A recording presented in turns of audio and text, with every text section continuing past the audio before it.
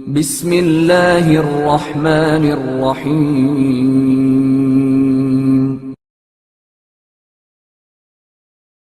دوزخ میں کون جلے گا؟ جناب رسول مقبول صلی اللہ علیہ وآلہ وسلم سفر کر رہے تھے۔ راستے میں ایک عورت تنور پر روٹیاں پکا رہی تھی۔ کسی نے عورت کو بتایا کہ یہ رسول کریم صلی اللہ علیہ وآلہ وسلم ہیں جو جا رہے ہیں۔ عورت اپنی شیرخوار بچی کو اٹھائے ہوئے آپ کی خدمت میں آئی اور عرض کی، یا رسول اللہ، میں نے سنا ہے کہ آپ فرمایا کرتے ہیں کہ اللہ ماں سے بھی زیادہ اپنے بندے پر مہربان ہے۔ آپ نے فرمایا، جی ہاں درست ہے، یہ الفاظ میں نے ہی کہے ہیں۔ عورت نے کہا، یا رسول اللہ، اگر یہ بات درست ہے تو کوئی بھی ماں اپنے بچے کو جلتی ہوئی آگ میں نہیں ڈال سکتی۔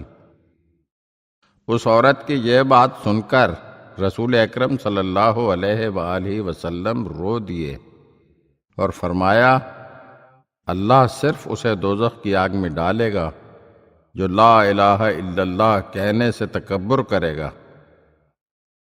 اس حدیث کی شرح میں سید نعمت اللہ لکھتے ہیں کہ لا الہ الا اللہ صرف زبان سے کہنا کافی نہیں ہے، لا الہ الا اللہ کے تقاضوں پر عمل کرنا بھی اس میں شامل ہے، اور ائمہ معصومین کی امامت و ولایت بھی لا الہ الا اللہ کے ضمن میں شامل ہے، جیسا کہ امام علی رضا علیہ السلام نے حدیث سلسلۃ الذہب میں ارشاد فرمایا تھا کہ لا الہ الا اللہ کی شرائط میں بھی شامل ہوں۔